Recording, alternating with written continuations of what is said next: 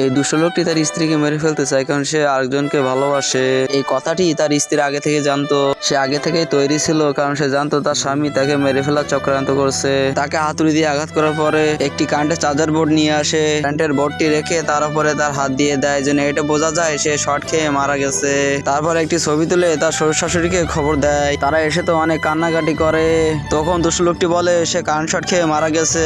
হঠাৎ তার শাশুড়ি মেয়ের মুখের দিকে তাকায়। তখন মেয়েটি হা করে তার মায়ের কাছে সাহায্য চায়। তখন শাশুড়ি বুদ্ধি করে তার জামাইকে বাইরে বের করে দেয়। তখন মেয়েটি উঠে তার মাকে সব খুলে বলে। ফোনে ভিডিও করা ছিল যে তার মাথায় হাতুড়ি দিয়ে বারবার আঘাত করছে। মেয়েটি অনেক চালাক ছিল, এজন্য আগে থেকে ফোনে ভিডিও চালু করে রেখেছিল।